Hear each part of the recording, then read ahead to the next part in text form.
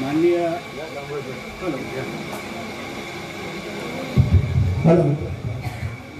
प्रमुख वक्ते माननीय अशोक आहेत,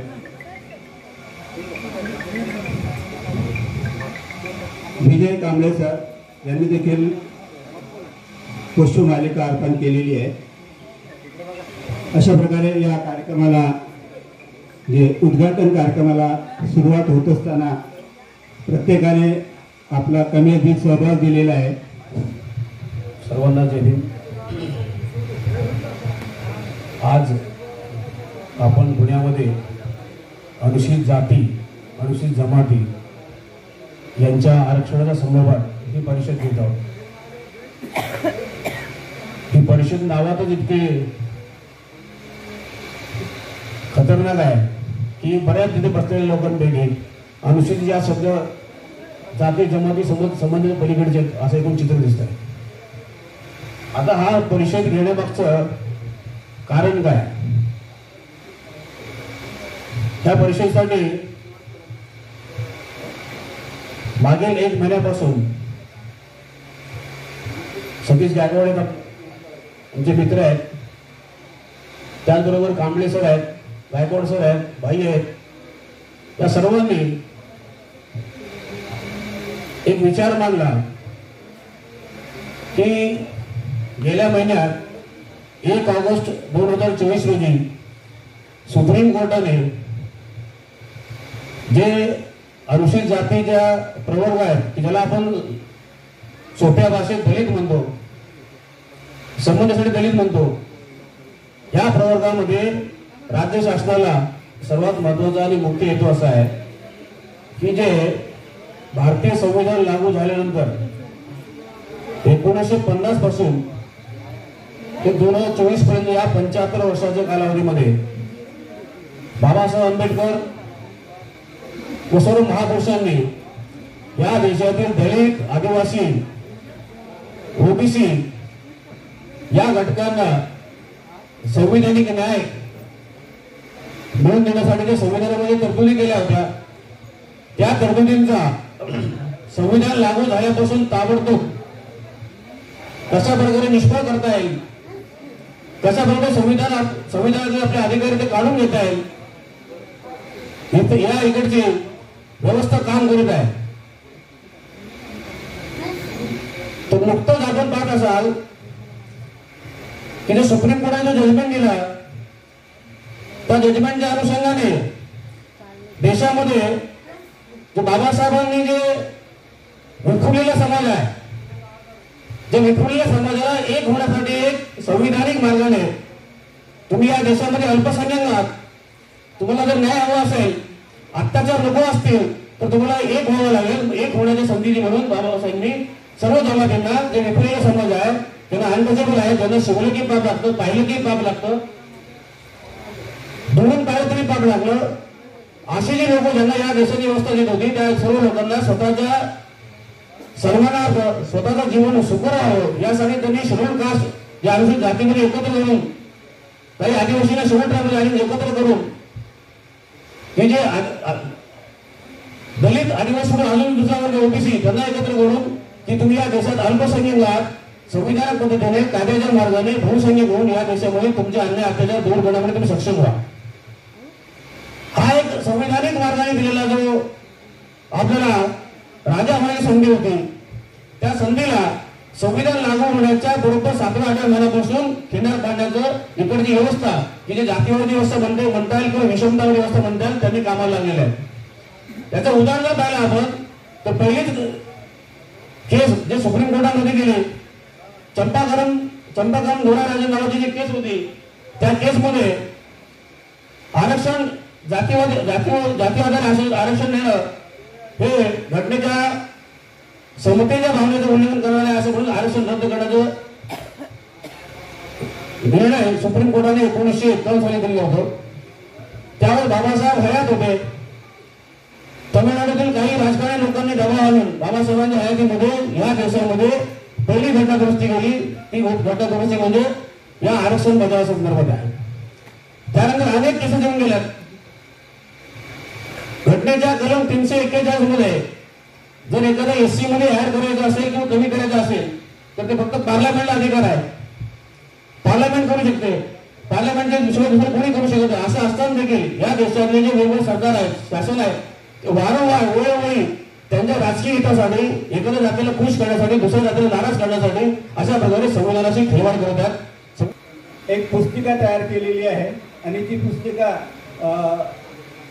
त्याचं प्रकाशन या ठिकाणी करण्यात येत आहे. ही पुस्तिका मी तयार केलेली आहे. ती करत असताना अनेक प्रकारच्या बैठका, अनेक प्रकारचे लेख आणि या मान्यवरांची जी काही मतं आहेत ते मतं याच्यामध्ये मांडलेली आहेत.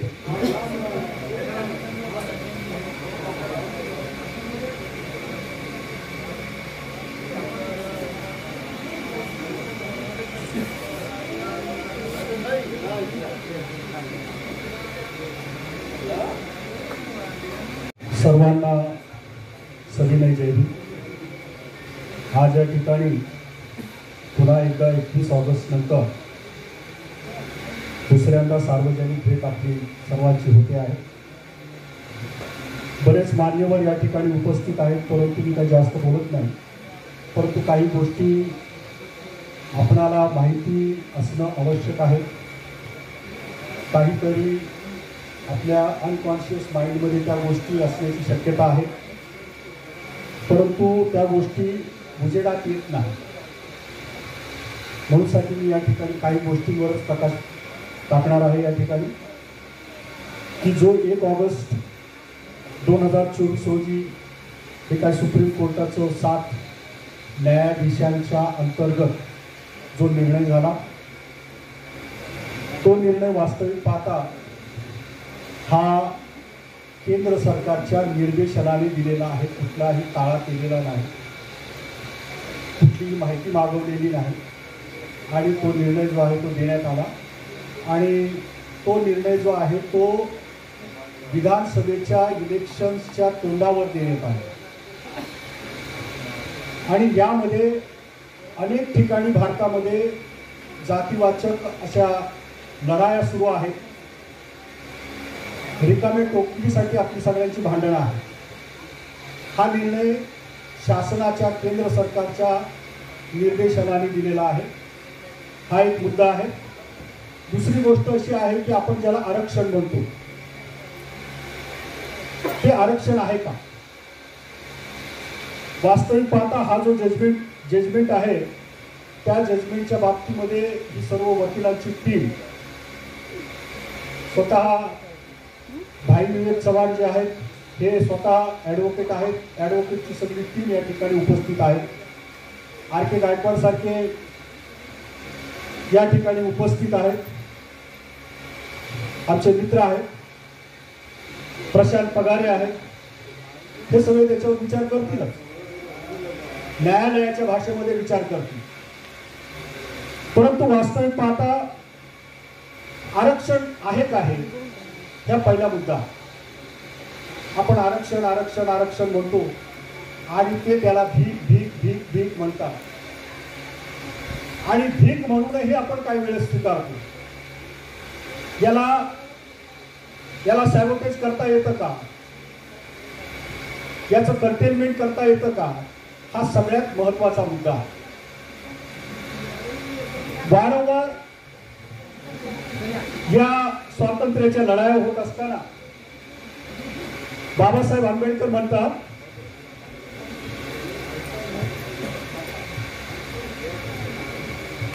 आपण SC ST साठी, SC ST आणि OBC साठी आरक्षण म्हणतो. हे आरक्षण आपण जातीच्या निकषावर आहे असं समजतो, परंतु वास्तविक पाहता जातीच्या निकषावर हे आरक्षण नाही. एक जात जर पाहिली तर एका जातीला नॉन कॉग्निजन्स जात म्हणून आपल्याला संबोधावी लागेल. सर्वांना जय भीम, जय रविदास, जय संविधान, जय भारत. आजच्या कार्यक्रमाचे सर्व आयोजक तसेच सर्व महापुरुषांना मी या ठिकाणी वंदन करतो. आयोजकांनी जे परिश्रम घेऊन हा कार्यक्रम आयोजित केलेला आहे त्यांनाही मी प्रथमतः धन्यवाद देतो. वेळेचं बंधन या ठिकाणी सर्वांना घालून देण्यात आलेलं आहे. मी अशोक आहिरे, नाशिक. मी चर्मकार समाजाचा आहे. आदरणीय लक्ष्मण माने साहेबांनी मुंबईला ज्यावेळेला भटक्याविमुक्तांचं धर्मांतर झालं त्यावेळेला मी धम्म स्वीकारलेला आहे आणि धम्माची चळवळ ही भारतामध्ये सुरू झालेली आहे. साधारण 15 ते 20 लोक आम्ही मुंबईला गेलो होतो नाशिकहून आणि त्या ठिकाणी धम्म स्वीकारलेला आहे. आता आपला महत्त्वाचा जो विषय आहे या विषयावर आपल्याला विषय असं सांगतो की आरक्षणाचे धोरण, संविधानिक तरतुदी, आरक्षणाचे वर्गीकरण, सर्वोच्च न्यायालयाची भूमिका, निर्णय आणि शिफारसी, त्याचबरोबर त्यामधील क्रिमिलेयर, तसेच केंद्र सरकार आणि राज्य सरकारांची भूमिका काय आहे याविषयी आपल्याला अतिशय कमी वेळामध्ये महत्त्वाची माहिती घ्यायची आहे. मी आपणास सांगू इच्छितो की आरक्षणाचं धोरण जे आहे याचा राज्यघटनेपूर्वीचा जर आपण थोडक्यात इतिहास बघितला तर असं लक्षात येतं की इंग्रज येण्यापूर्वी आपल्याला शिक्षणाचा अजिबातही कुठं संबंध नव्हता. कोणी आपल्याला शिक्षण देत नव्हतं. परंतु इंग्रज या ठिकाणी आले आणि त्यांनी भारताची परिस्थिती बघितली की या ठिकाणी विशिष्ट असे लोक शिकलेले आहेत आणि संपूर्ण भारत हा एक प्रकारे अज्ञान आहे आणि त्यामुळे या लोकांना शिक्षण देण्याची गरज आहे. आपल्याला जो शिक्षणामधून इतिहास शिकवला गेलेला आहे तो अतिशय वेगळ्या पद्धतीने त्यांच्या सोयीने तोडून मोडून शिकवला गेलेला आहे. परंतु सर्वांनी अभ्यास केला असता असंच लक्षात येतं की त्यांनी बघितलं की विशिष्ट वर्ग हा संपूर्ण देशातील लोकांचं शोषण करत आहे आणि त्यांना अज्ञानात ठेवलेलं आहे, म्हणून हे सर्व शोषण केलं गेलं. त्यासाठी मग काय करावं लागेल तर यांना शिक्षण द्यावं लागेल आणि म्हणून शिक्षण सुरू झालं. परंतु संपूर्ण भारताला शिक्षण देताना तेवढी व्यवस्था नव्हती, म्हणून शहरांमधून शिक्षण सुरू झालं. मोठे शहर असतील, तालुका, जिल्हा पातळीवर, नंतर तालुका पातळीवर, नंतर ज्या ज्या ठिकाणी मोठे गाव होते अशा ठिकाणी. परंतु महात्मा फुलेंच्या हे लक्षात आलं की इतर समाजांना हे शिक्षण दिलं जात आहे पण अनुसूचित जाती जमातीचे, ओबीसीचे जे लोक आहेत यांना शिक्षण दिलं जात नाही. म्हणून त्यांनी शाळा सुरू केल्या खास करून आपल्यासाठी. म्हणजे याचा दुसरा अर्थ असा आहे की आपल्याला हे आरक्षणाचं धोरण, शिक्षणामध्ये आरक्षण, हे महात्मा फुलेंनी सुरू केलं. त्यानंतर शॉर्टमध्ये मी सगळ्या गोष्टी सांगतो की महात्मा फुलेंचाच हा आधार घेऊन राजर्षी शाहू महाराज यांनी सुद्धा त्यांच्या राज्यामध्ये शिक्षणाचं आरक्षण सुरू केलं. त्यासाठी आपल्यासाठी वसतिगृह बांधले, शाळा सुरू केल्या आणि आपली परिस्थिती अत्यंत हालाकीची असल्यामुळे वसतिगृहांच्या माध्यमातून आपल्याला त्या ठिकाणी राहायला मिळालं, खायला मिळालं आणि शिक्षणही मिळालं. त्या काळातले ज्या ज्या लोकांनी शिक्षण घेतलं ते त्यांच्या आजच्या पिढ्या ज्या आहेत त्या अतिशय पुढे गेलेल्या आपल्याला दिसून येतात.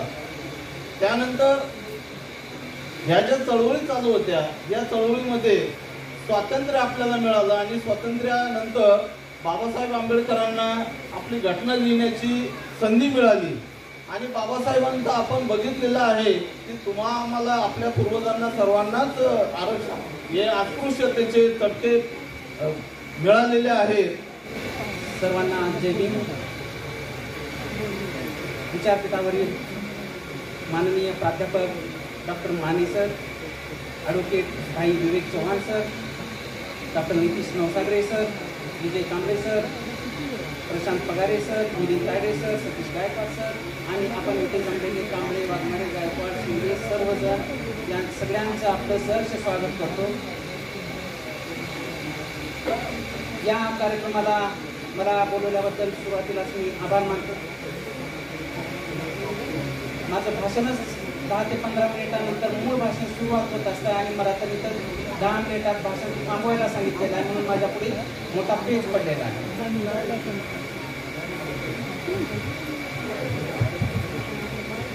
जात ही एक दर्जायुक्त अशी व्यवस्था आहे, ती ग्रेडेड इनइक्वॅलिटी आहे असे बाबासाहेब म्हणतात आणि त्यामुळं आरक्षणांतर्गत आरक्षण हा जो वर्गीकरणाचा मुद्दा जो आलेला आहे ते पाहत असताना आपणाला जातीचा संदर्भ, कायदा, संविधान आणि अकॅडमिक बॅकग्राऊंड या 3 क्षेत्रावर आपणाला या आरक्षणाचा प्रश्नाची चर्चा आपणाला करावी लागणार आहे.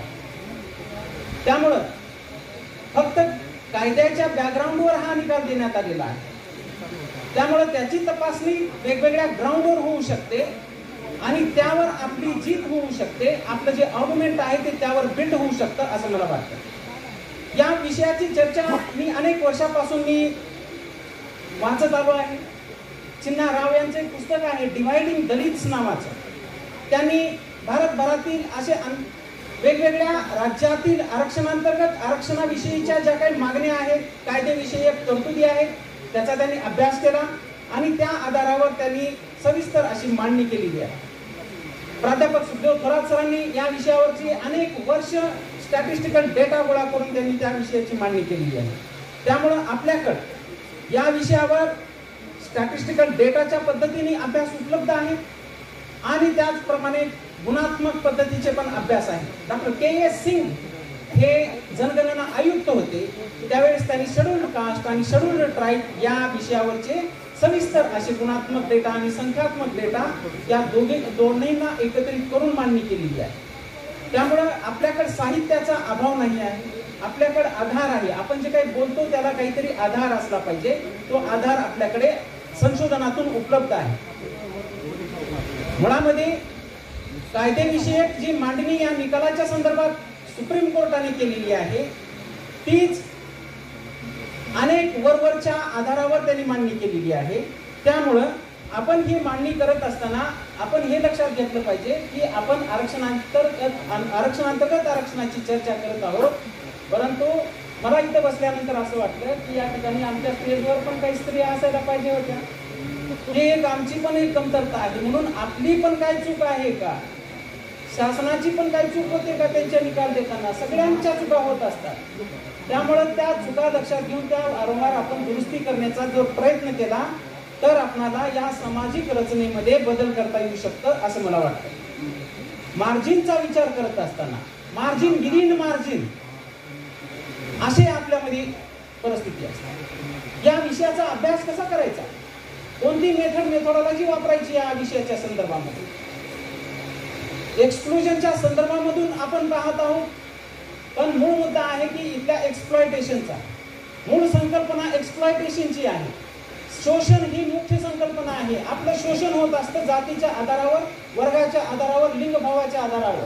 आपण मार्जिन मधले मार्जिन अनेक जर शोधत गेलो तर त्यासाठीची संकल्पना आहे ती सापेक्ष वंचितता, रिलेटिव्ह डिप्रायव्हेशन असं म्हटलं जातं. एकापेक्षा दुसरा माणूस हा अधिक मागास दिसतो किंवा त्याच्यापेक्षा श्रीमंत दिसतो. म्हणून असं ऍब्सोल्यूट पद्धतीची श्रीमंती नाही किंवा डिप्रायव्हेशन नाही. इथली सगळी सिस्टीम ही ग्रेडेड इनइक्वॅलिटीवर आधारित आहे आणि त्याचबरोबर सापेक्ष वंचिततेवर आधारित आहे. त्यामुळे तुम्ही एबीसीडी कशाच्या आधारावर आणि ते कसं करणार आहात हा इथला मुख्य प्रश्न आहे. हा विषयाचा अभ्यास करताना सामाजिक गतिशीलता ही संकल्पना येते, कास्ट असर्शन ही संकल्पना येते. आपणाला हे लक्षात घ्यावं लागेल की बाबासाहेबांनी हे सगळं सांगत असताना आपणाला जाती अंत नावाची संकल्पना दिलेली आहे. आपला हेतू मूळ जाती अंत आहे. जातीमध्ये टिकून राहणे हा आपला हेतू नाही आहे. त्यामुळं आरक्षण हा त्यामधला एक फेज आहे. अंतिम फेज हे आपलं जाती अंत आहे. समता ही आपलं अंतिम फेज आहे. मग समता निर्माण करायचं असेल तर मग विषमता नष्ट करावं लागेल. मग समतेचं आकलन कसं करावं लागेल, मग न्यायाचं आकलन कसं करावं लागेल आणि विषमतेची आकलन कसं करावं लागेल. ह्या सगळ्या संकल्पनाचं थिअरीच्या पातळीवर आपल्याला अभ्यास करावा लागेल. तरच आपल्याला या गोष्टी आपल्याला लक्षात येऊ शकतील. आरक्षणाचा मुख्य हेतू काय आहे हे पण आपल्याला पाहावं लागेल. सेफगार्ड हे आरक्षणाचा मुख्य हेतू आहे. ज्या लोकांना जातीच्या आधारावर वंचित ठेवलं जात होतं त्याला अट्रॉसिटीचा बेस होता या वंचितता ठेवण्यामध्ये. त्यामुळं जात ही आता वर्गामध्ये कन्व्हर्ट झाली आहे का असा पण प्रश्न आपल्याला सुप्रीम कोर्टामध्ये विचारावा लागेल. सर्वप्रथम कायदे मंडळाने कुठलेही निर्देश दिले नसताना, कायदा हा संसदेत होत असताना सुप्रीम कोर्टामध्ये SC/ST वर्गीकरणाबद्दल किंवा उपवर्गीकरणाबद्दल, डिव्हिजनबद्दल ज्या प्रकारची घोषणा, व्हर्डिक्ट, निर्णय देण्यात आला त्याचा मी जाहीर निषेध करतो. नागांच्या भूमीला तथागत गौतमाला आणि या देशामधील वंचित वर्गाला न्याय देण्यासाठी ज्यांनी ज्यांनी आपलं आयुष्य पणाला लावलं त्या सर्व महापुरुषांच्या पुढे नतमस्तक होतो. विद्येविना मती गेली, मतीविना नीती गेली, नीतीविना गती गेली, गतीविना वित्त गेले. आणि एवढे अनर्थ त्या एका अविद्येने केले. त्या विद्येचं महत्त्व या पुण्यातून संपूर्ण विश्वाला ज्यांनी समजावून सांगितलं ते खरे शिक्षण सम्राट राष्ट्रपिता ज्योतिबा फुले. राज्य कसं चालवावं, राज्यातील जनतेला हे आपलं राज्य असं वाटावं आणि ह्या विश्वामध्ये आरक्षणाची मुहूर्तमेढ ज्यांनी 1902 मध्ये रोवली ते या राज्याचे छत्रपती शाहूजी महाराज. वंचित शोषित बहुजन वर्गाला न्याय मिळवून देणारे भारतीय लोकशाहीचे प्रणेते, राष्ट्र निर्माते, भारतीय संविधानाचे एक शिल्पकार, जगत कर्तृत्ववान, महाविद्वान, महानायक, महासूर्य, महामानव, युग प्रवर्तक मैत्रेय बुद्धा परमपूज्य डॉक्टर आंबेडकर यांच्या विचारांशी नतमस्तक होतो. आणि इथे उपस्थित असलेले आजच्या कार्यक्रमाचे अध्यक्ष विधीज्ञ आमचे ज्येष्ठ सहकारी सन्माननीय advocate doctor Suresh Mane sir, त्याचबरोबर ज्यांचं अस्तित्व इथं संपूर्ण विभागाला, हॉलला आणि सर्वांना हवंसं वाटतं ते कोबराराजे ॲडव्होकेट भाई चव्हाण, ॲडव्होकेट डॉक्टर नितेश नवसागरे आणि आमचे प्राध्यापकांनी आता मध्ये बार्टीचा उल्लेख केला. त्या बार्टीचे पहिले म्हणणार नाही, पण ज्या पार्टीमध्ये ज्यांनी योजनांची मुहूर्तमेढ केली, योजनांचा महापूर आणला आणि बार्टीचं संपूर्ण नाव मुंबईपासून दिल्लीपर्यंत यासाठी म्हणतो मी कारण दिल्लीमध्ये मी नॅशनल स्टेटिंग कमिशनर होतो आणि त्या कमिशनमध्ये सातत्याने मुंबईतल्या महाराष्ट्राचा बार्टीचा उल्लेख व्हायचा. त्याचे माजी महासंचालक, अल्पसंख्याक विभागाचे माजी सचिव, आमचे मित्र आर के गायकवाड साहेब, तद्वतच आजच्या या आयोजनामध्ये त्यांचा अत्यंत हिरीचा वाटा आहे तो युवा नेता सतीश गायकवाड आणि SC/ST आयोगाचे नूतन सदस्य. त्या आयोगात मी खूप दशकापेक्षा जास्त कालावधी मी घालवला. त्या आयोगामध्ये अधिक हिरीने जे पुढे काम नेतील अशी आशा बघतो, ज्यांचा सन्मान आमचे विवेकभाई चव्हाण यांनी केला ते सन्माननीय ॲडव्होकेट लोखंडेजी.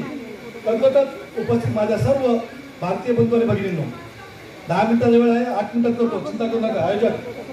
तर सगळ्यात महत्त्वाचं 2 गोष्टी मी बोलतो, जास्त गोष्टी डिटेलमध्ये लॉचे सगळे ते प्रोफेसर्स आणि ॲडव्होकेट्स आहेत. आता मध्ये जॉर्जिया टाउनमध्ये या देशाचे विरोधी पक्षनेता राहुल गांधी गेले होते. त्यांचं भाषण मी अभ्यासला ऐकलं. त्यांनी म्हटलं, आणि खरं आहे, भाजपवाले किंवा बाकी काही म्हणू द्या, की राहुल गांधी म्हटले की मी आरक्षण बंद करणार. हे ते जे म्हटले ते त्यांनी अर्धवट सांगितलं. ते म्हटले की ज्या दिवशी या देशामध्ये समानता येणार तेव्हा बंद करणार, असं राहुल गांधी म्हटले. पण माझं म्हणणं राहुल गांधी नाही, माझं म्हणणं राहुल गांधी नाही. राहुल गांधींच्या पूर्वजांनी या देशामध्ये 65 वर्ष राज्य केलं किंवा जास्त केलं, कमी अधिक वर्ष 2 वर्ष.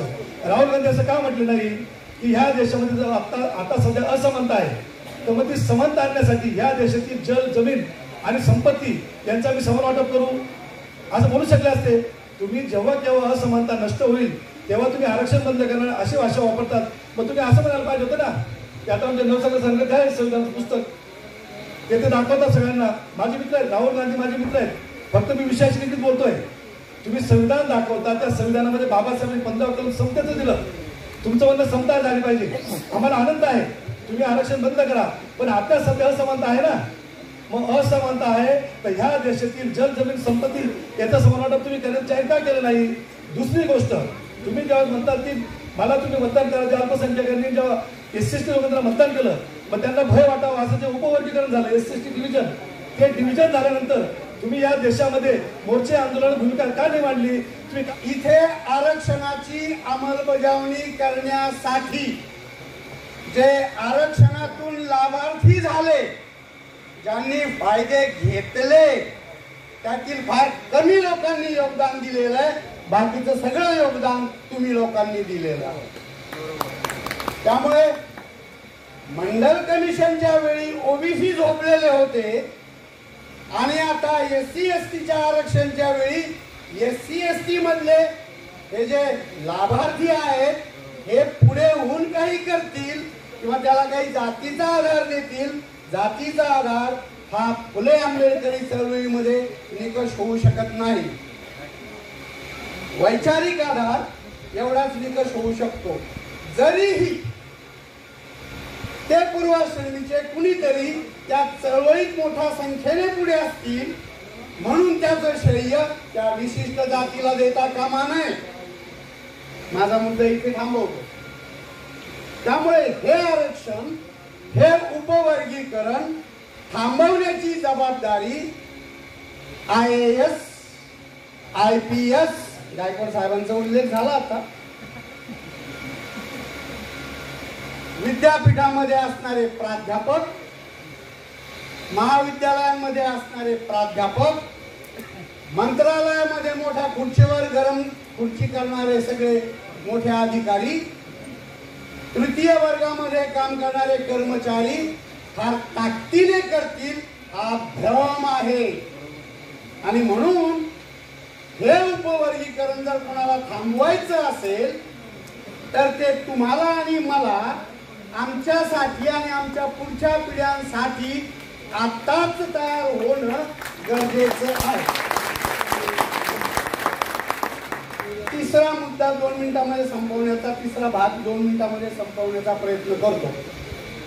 मी एका कॉलेजमध्ये प्राध्यापक होतो म्हणून मला जे काही थोडंसं समजलेलं आहे त्या आधारे SC आणि ST चा गट करण्याचे अधिकार हे राष्ट्रपतींना आहे. पण राष्ट्रपतींच्याकडे जी यादी पाठवायची आहे ती राज्यांनी पाठवायची आहे. राज्यांनी ती यादी पाठवल्यानंतर त्याची तपासणी करून केंद्र सरकारने तीच यादी राष्ट्रपतींच्याकडे पाठवायची आहे. आता या कोर्टाने असं केलंय की राज्यांनाही कायदा करून SC आणि ST चं उपवर्गीकरण करण्याचा अधिकार आहे आणि त्यामुळे समानता येण्यामध्ये गती येईल असा तर्क त्यांनी देण्याचा प्रयत्न केलेला आहे.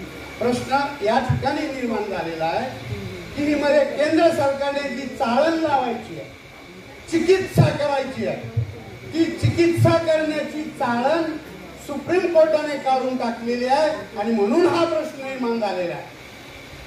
महाराष्ट्रामध्ये जे काही 28-30 राज्य आहेत आणि जे काही युनियन टेरिटरीज आहेत त्यांनी ही यादी पाठवल्यानंतर केंद्र सरकारने तिची तपासणी करायची आहे आणि मगच पुढे राष्ट्रपतींनी त्या यादीत कुणाला टाकायचं किंवा कुणाला त्या यादीतून गाळायचं हा निर्णय घ्यायचा आहे. ही केंद्र स्तरावरची चाळणी या सुप्रीम कोर्टाच्या निर्णयाने काढून टाकल्यामुळे इथे संविधानिक मुद्दा निर्माण झालेला आहे. थोडस माझे बांधव माझ्यासारखे तिथे बसलेले म्हणून त्यांच्यासाठी सोप्या भाषेत सांगतो. आपल्याकडे केंद्र सरकारमध्ये लष्कर आहे, लष्कर, भारतीय फौज. आता भारतीय फौज हे केंद्र सरकारला ठेवता येते, कोणत्याही राज्याला ठेवता येत नाही. उद्या सुप्रीम कोर्टाने जर असं सांगितलं की प्रत्येक राज्याला आपापली फौज बाळगता येईल तर ते संविधानिक होऊ शकतं का? ते घटनेप्रमाणे होऊ शकतं का? अशा प्रकारच्या फौजा जर उद्या आपापसातच आपल्या सीमांवरून वाद करायला गेल्या तर भारत एक संघ राहू शकतो का? आणि म्हणून हा घटनात्मक जो प्रश्न निर्माण झालेला आहे तो सोडवण्यासाठी तुम्हाला आणि मला वेगवेगळे मार्ग तो काढावे लागतील आणि ते मार्ग अनुसरून पुढे हा प्रश्न सोडवावा लागेल. यासाठी मला जे मार्ग सुचतात ते अशा प्रकारचे आहेत. सुप्रीम कोर्टाच्या तर्काच्या संदर्भात मी माझं काही भाष्य करू इच्छितो. सुप्रीम कोर्ट असं म्हणतं की ज्या जातींना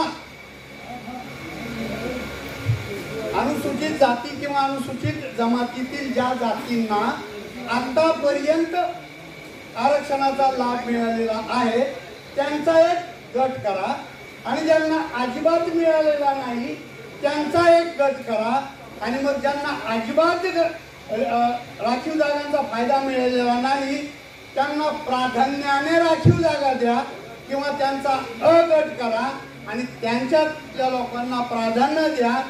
ते मिळाले नाही तर ब गटामधल्या लोकांना प्राधान्य द्या. मुद्दा असा आहे पूर्वाश्रमीच्या महार जातीतल्या ज्या लोकांनी आरक्षण घेतलं त्या लोकांनी आरक्षण घेतलं म्हणून त्यांची प्रगती झाली हे बरोबर आहे, पण त्याच जातीतल्या ज्या लोकांनी आरक्षण घेतलं नाही ते आजही ज्यांनी आतापर्यंत आरक्षण घेतलेलं नाही त्यांच्यापेक्षा अजिबात वेगळे नाही.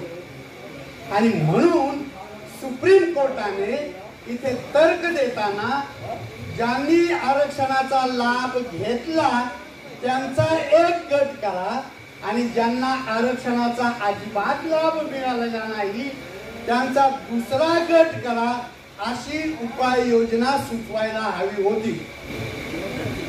महापुरुषांना प्रथम विनम्र अभिवादन करतो. या विचारपीठावरील सर्व मान्यवर, विशेषतः मी ज्यांचा उल्लेख करेल की देशभरामध्ये जे आपल्या आंबेडकरी चळवळीमध्ये एक अग्रगण्य असं नाव आहे ते ॲडव्होकेट माने साहेब या परिषदेला आहे. त्याचबरोबर जे कायद्याचे आपल्या देशातले फार मोठे अभ्यासक म्हणून आमचे नितीशजी नवसागरे आहेत आणि यांच्यासमोर मी आरक्षणावर बोलावं एवढा मी मोठा नाही आहे. बाकी सगळ्यांचा उल्लेख मी करणार नाही, कारण या विचारपीठावर एकापेक्षा एक मोठी माणसं आहेत. त्या सगळ्यांना मी सप्रेम जयभीम करतो आणि फक्त 2-3 मिनिटात 2-3 मुद्दे मांडतो, जास्त बोलणार नाही, कारण यांचं ऐकणं हे आपल्यासाठी फार महत्त्वाचं आहे. कारण ते खऱ्या अर्थानं या विषयामध्ये त्यांनी PhD मिळवली, त्याच्यामुळं मी जास्त बोलणार नाही. मी सुरुवातीला सतीश गायकवाड यांना धन्यवाद देतो की त्यांनी पुण्यामध्ये या आरक्षणाच्या विषयी एक चांगलं विचार मंथन घडून आणलं आणि या परिषदेचं सगळ्यात महत्त्वाचं फलित म्हणजे विविध लोक एकत्र आले, म्हणजे विविध पक्षाचे, संघटनेचे, सामाजिक क्षेत्रातले ह्या परिषदेचं फलित आहे असं मला वाटतं. आता त्रिभुवन यांनी उल्लेख केला की आपले लोक बाबासाहेब आंबेडकर यांनी आपल्याला शिक्षणाचा मूलमंत्र दिल्यामुळं खूप शिकले, खूप पुढे गेले. माझ्यासुद्धा 25 डिग्र्या झाल्या बाबासाहेबांमुळं. 2 विषयात PhD केली मी आणि माझ्यामुळं 10 लोक PhD झाले. आणि त्याच्यामुळं तू शहाणा का मी शहाणा अशी स्पर्धा लागली आणि त्याच्यामुळं आपलं एकत्रीकरण किंवा आपले गट एकत्र होतील अशी आशा काही वर्ष आणखी आपण करू नये, कारण फार लोक हुशार आहेत आपल्या एकापेक्षा एक आणि आपलेच लोक आपले वैरी आहेत, दुश्मन आहेत. आपलेच लोक आपल्याला पुढे जाऊ देत नाहीत. खरं तर सतीशजी ही परिषद ज्यांनी घ्यायला पाहिजे होती ते घेत नाहीत. कोणी घ्यायला पाहिजे होती? ज्यांना आरक्षणाचा लाभ मिळाला, जे या देशातली सर्वोच्च सेवा आहे, IAS, IPS, IFS, IRS किंवा अलाइडेड UPSCच्या सर्व्हिसेस आहेत, त्यांना सगळ्यात जास्त लाभ मिळाला. जे आपल्या राज्यामध्ये सचिव आहेत, आता आपल्या राज्याच्या मुख्य सचिव सुद्धा शेड्यूल कास्टचे आहेत.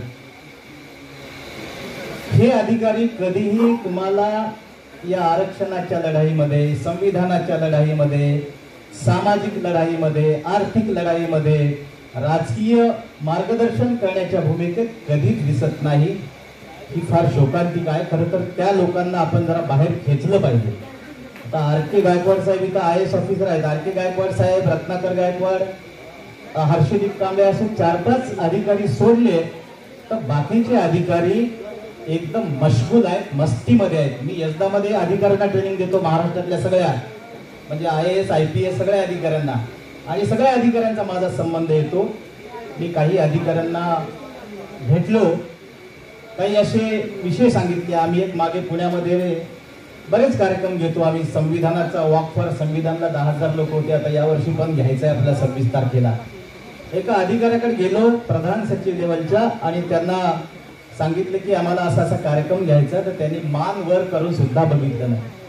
म्हणजे एवढे अधिकारी ज्यांना खऱ्या अर्थानं बाबासाहेबांच्या संविधानामुळे एवढी मोठी सेवा मिळाली, आणि ते अधिकारी कर्मचारी पुण्यामध्ये सुद्धा बरेच अधिकारी माझ्या संपर्कात आहेत, जयभीम सुद्धा घालत नाहीत, नमस्कार घालतात. ही फार मोठी शोकांतिका आहे. बाकीचे आता मुस्लिम, मराठा हे लोक जयभीम घालतात, त्यांना बाबासाहेब समजले, पण आपल्यातल्याच ज्यांनी आरक्षण घेतलंय त्यांना अद्याप बाबासाहेब समजले नाहीत. त्यांना जागरूक करण्याचं काम सुद्धा आपल्याला करावं लागेल, कारण हे लोक जोपर्यंत, कारण त्यांच्याकडे सत्ता आहे, संपत्ती आहे, सगळ्या गोष्टी आहेत. माझ्या मते साहेबांनी आता उल्लेख केला की सर्वोच्च न्यायालय वगैरे हे सगळं सर्वोच्च न्यायालय, राजकीय व्यवस्था, प्रशासकीय व्यवस्था या सगळ्यांचा जर कोणी दुश्मन असेल तो केवळ बुद्धिस्ट समाज, बौद्ध लोक. त्यांना चर्मकार चालेल, मातंग चालेल, जे एससी मधल्या बाकीच्या 50 किती जाती 51 आहेत ना, 59 जाती आहेत, ही जर बुद्धिस्ट जात सोडली तर त्यांना माझ्या मते बाकीच्या जातीबद्दल फार कल्पना आहे. आता परवा SC ST आयोगावर बऱ्याच वर्षानंतर नियुक्ती झाली. आमचे वकील साहेब पण त्याच्यावर सदस्य झाले, त्यांचं अभिनंदन करूया. आणि आमच्या लोकांना न्याय द्यायचा आहे, सगळ्यांना तुम्ही तिथे सदस्य आहात SC ST आयोगावर, चांगली गोष्ट आहे. त्याचे जे चेअरमन झाले आनंदराव अडसूळ, खरं तर तिथे चेअरमन बुद्धिस्ट माणूस पाहिजे होता. नाही, नकोय, बुद्धिस्ट नको, कारण बुद्धिस्ट माणूस तुमचं ऐकत नाही. त्याचा एवढा स्वाभिमान आहे. डॉक्टर बाबासाहेब आंबेडकरांना त्यांच्या वडिलांनी 5 गोष्टी शिकवल्या होत्या: शिक्षण, शिस्त, स्वावलंबन आणि स्वाभिमान. 2 गोष्टी फार आमच्या अनुयायांनी घेतल्या, त्यातलं शिक्षण आणि दुसरा स्वाभिमान. मोडेल पण वाकणार नाही. म्हणून आमचा माणूस कुठेही जाऊ द्या, ऑफिस मधला शिपाई असू द्या, तो स्वाभिमानाने नोकरीला लाथ मारेल, तो स्वाभिमानानं जगेल. म्हणून ही जी न्याय व्यवस्था आहे किंवा तुमची राजकीय व्यवस्था, पंतप्रधान, हे सगळे जे मंत्री, उपमुख्यमंत्री, हे आपल्याला कधीही न्याय देणार नाहीत. म्हणून आपल्याला एकत्रितपणे अशा व्यवस्थेविरुद्ध एक होऊन खरं तर रस्त्यावरची लढाई लढावी लागेल. पण लढाई सगळी कोणतीही लढाई असू द्या, त्याच्यामध्ये आमचा बुद्धिस्ट समाजच पुढे आहे, बाकी कुठलाही समाज नाही. म्हणजे कुठलेही आरक्षण असू द्या, कुठलेही प्रश्न असू द्या, त्याच्यामध्ये आपणच पुढे आहोत. आणि ज्यांना खऱ्या अर्थानं आरक्षण मिळालं, आपल्या समाजातले जे बुद्धिस्ट आहेत त्यातले सुद्धा 80% लोक या कुठल्याही भानगडीत पडत नाही. ही फार मोठी शोकांतिका आहे.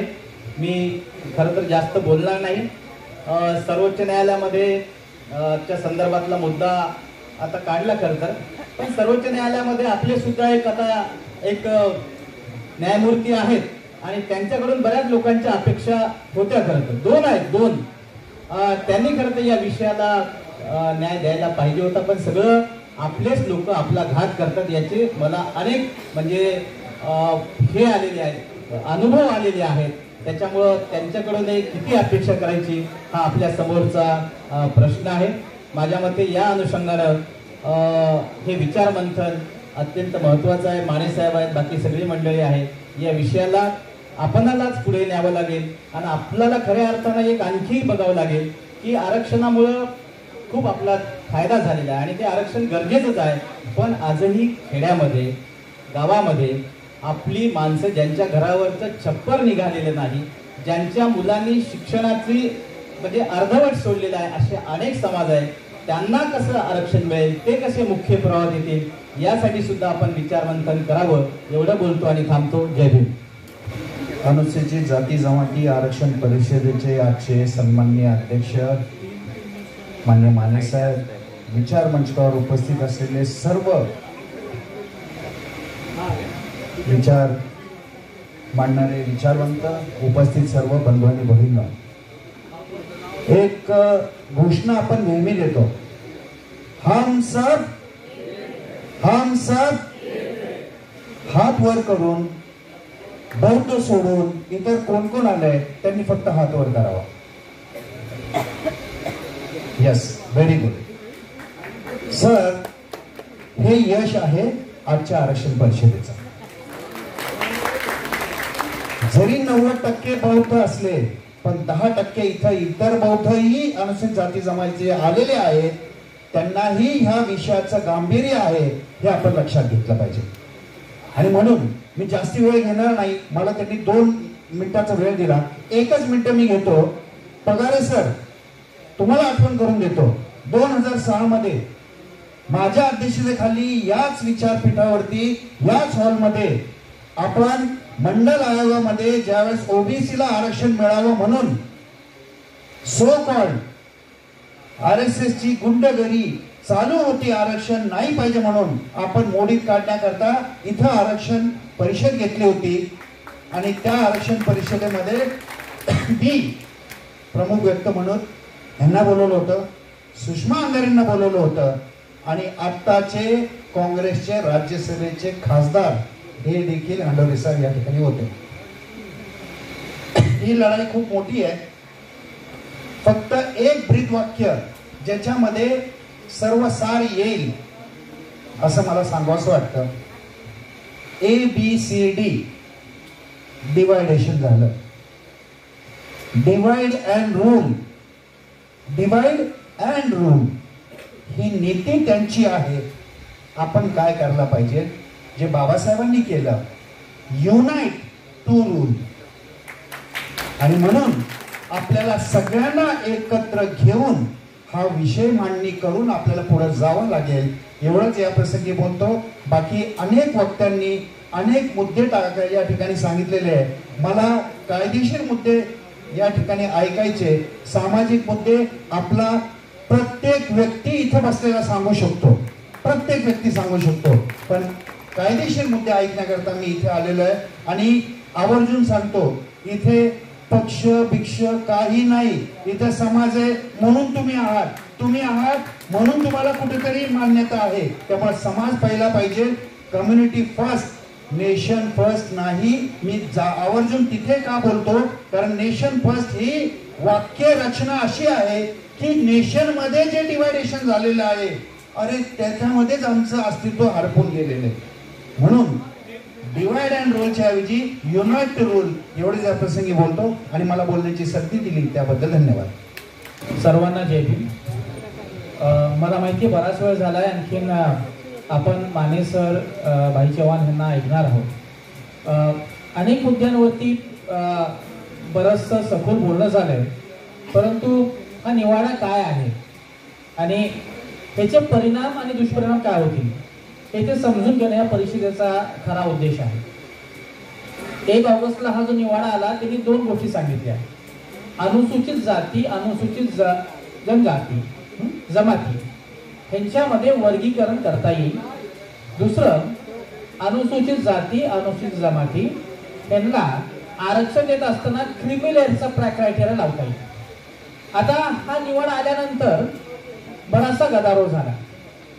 आणि तो गदारोळ होण्याचे कारण काय, मुळात समजून घेतलं पाहिजे की अनुसूचित जाती म्हणजे आहेत कोण, कोण अनुसूचित जाती आहेत, कोणाला म्हणता येईल आपल्याला, कोण आहेत अनुसूचित जाती, कोण आहेत, जे अस्पृश्य आहेत ते. आता जे अस्पृश्य आहेत ते अनुसूचित जातीमध्ये आहेत. हे कुठे म्हटलेलं आहे, तर संविधानाची मांडणी फार सोपी आहे. अनुसूचित जातीची व्याख्या काय की ज्या जाती, ज्या ट्राईब, आणखी जे वंश हे राष्ट्रपती त्यांच्या आदेशाने अनुसूचित जातीमध्ये टाकतील ते अनुसूचित जाती, तशीच अनुसूचित जमाती. आता मग ह्याच्यामध्ये एखाद्या ब्राह्मणाला टाकता येतं का, नाही. मग तुम्ही सांगितलंय अस्पृश्य आहेत ते, मग हे आलं कधी, म्हणजे अनुसूचित जातीचा प्रवर्ग, अनुसूचित जमातीचा प्रवर्ग हा संविधानामध्ये, मूळ संविधानामध्ये आहे, तो नंतर आलेला नाहीये.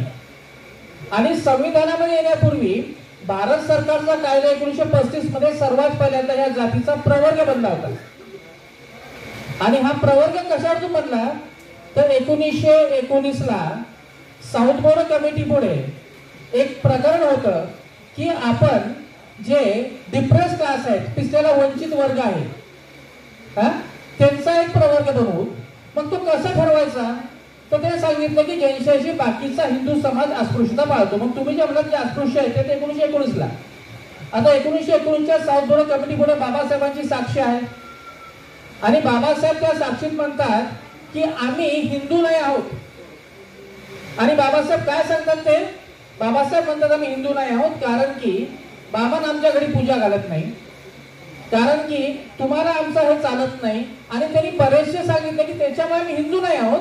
बाबासाहेब जेव्हा म्हणतात की तुम्ही आम्हाला वेगळं आरक्षण दिलं पाहिजे, वेगळं प्रतिनिधित्व दिलं पाहिजे, हा मुद्दा कुठे येतो? हा मुद्दा खरं म्हणजे ह्या देशाच्या निर्मितीपासून सुरू आहे.